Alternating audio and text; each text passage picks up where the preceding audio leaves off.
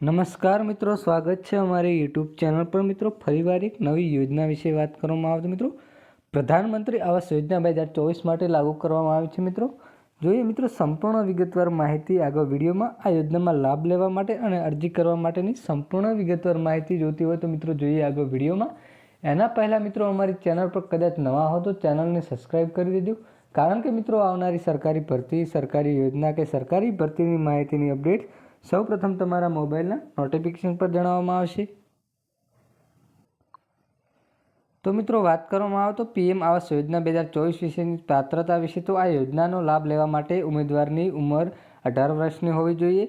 અરજી કરનાર પાસે પોતાના પાકો મકાન હોવું જોઈએ નહીં, અથવા તેમના નામ પર કોઈ પ્લોટ હોવો જોઈએ નહીં।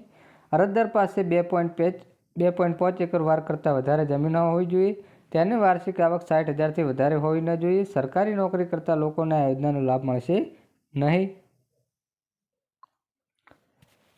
પ્રધાનમંત્રી આવાસ યોજનાના મુખ્ય લક્ષ્યો વિશે વાત કરવામાં આવે તો મિત્રો ગરીબ રેખા નીચે રહેતા પરિવારોને કાયમી મકાનો આપવાના ઉદ્દેશ સાથે આવાસની સુવિધા પૂરી પાડવાની, ગ્રામીણ વિસ્તારોમાં ગરીબી રેખા નીચે રહેતા પરિવારોને કાયમી ખાતરીપૂર્વકના આવાસ આપવા જે તેમની આર્થિક સ્થિતિમાં સુધારો કરશે।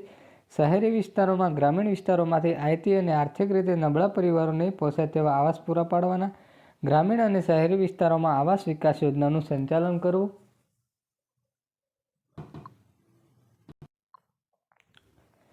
પ્રધાનમંત્રી શહેરી આવાસ યોજના માટે જરૂરી દસ્તાવેજ વિશે વાત કરવામાં આવે તો મિત્રો ફોર્મ છે। મિત્રો અરજી ફોર્મ યોગ્ય રીતે હસ્તાક્ષર સાથે સંપત્તિના દસ્તાવેજ વિશે વાત કરવામાં આવે તો બિલ્ડર સોસાયટીની એનઓસી, વેચાણ કરાર અથવા વેચાણની ખાતે ફાળવણીનો પત્ર વગેરે। આઈડી પ્રૂફ વિશે વાત કરવામાં આવે તો પાન કાર્ડ, મતદાર આઈડી, ડ્રાઇવિંગ લાયસન્સ, આધાર કાર્ડ વગેરે। સરનામાના પુરાવા વિશે વાત કરવામાં આવે તો મતદાર કાર્ડ, પાસપોર્ટ, આધાર કાર્ડ, નવીનતમ ઉપયોગિતા બિલ અથવા ભાડા કરાર। આવકના પુરાવા વિશે વાત કરવામાં આવે તો પગારદાર કર્મચારીના કિસ્સામાં 6 મહિનાની પગારની કાપલી, નવીનતમ ફોર્મ અથવા 16 અથવા છેલ્લા 6 મહિનાનું બેંક સ્ટેટમેન્ટ। રોજગારી કિસ્સામાં છેલ્લા 2 નાણાકીય વર્ષની ગણતરી સાથે બેલેન્સ શીટ અથવા નફો અને ખોટ ખાતે સાથે આઈટીઆઈ રિટર્ન્સ। આ યોજનામાં અરજી કરવા માટે મિત્રો પીએમ સત્તાવાર વેબસાઇટ પર જવું પડશે। મિત્રો PM Awas Yojana official website મુખ્ય પેજ પ્લસ સિટીઝન એસેસમેન્ટ વિકલ્પ પર ક્લિક કરવાનું રહેશે। ડ્રોપ ડાઉન મેનુમાંથી એપ્લાય ઓન પસંદ કરો। ત્યારબાદ અહીં તમને 4 વિકલ્પો જોવા મળશે। મિત્રો તમારી જરૂરિયાત મુજબ વિકલ્પ પસંદ કરવાનો રહેશે। મિત્રો પીએમ 2024 હેઠળ ઓનલાઈન અરજી કરવા માટે ઇન્સ્ટિટ્યુટ/રેઝિડેન્ટ ISR વિકલ્પ પસંદ કરો। આગળના પેજ અને તમારા આધાર નંબર અને નામ, પોતાનું આધાર કાર્ડનો નંબર અને નામ આપવામાં આવશે। મિત્રો વિગતો ભરો અને તમારી આધાર પર વિગતોને ચકાસવા માટે ચેક પર ક્લિક કરવાનું રહેશે। મિત્રો ત્યારબાદ આગલા પેજ પર તમે વિગતો જોશો। તમારા આ ફોર્મ વિગતો દાખલ કરવાની જરૂરી છે। બધા કોલમ કાળજીપૂર્વક ભરો। આમાં તમારી રાજ્યમાં લઈને તમામ પ્રકારની સરનામા સુધીની ઘણી પ્રકારની માહિતી ભરવાની જરૂર છે। પીએમ 2024માં તમામ વિગતો ભર્યા પછી કેપ્ચા દાખલ કરો અને સબમિટ બટન પર ક્લિક કરવાનું રહેશે। એટલે મિત્રો તમારી પીએમ આવાસ યોજનામાં 2024 માટેની ઓનલાઈન અરજી સંપૂર્ણ રીતે પૂર્ણ થઈ ગઈ છે। મિત્રો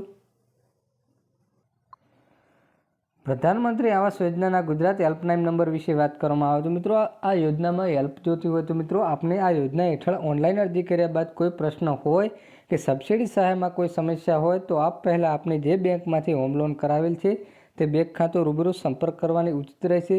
જો ત્યાંથી કોઈ સમાધાન ના થાય તો ભારત સરકાર દ્વારા નીચે મુજબ હેલ્પલાઇન નંબર પર જાહેર કરેલ છે, આપ તેના પર સંપર્ક કરવો રહેશે। મિત્રો હેલ્પલાઇન નંબર વિશે વાત કરવામાં આવે તો મિત્રો 011 23 060 484 આ એક હેલ્પલાઇન નંબર છે।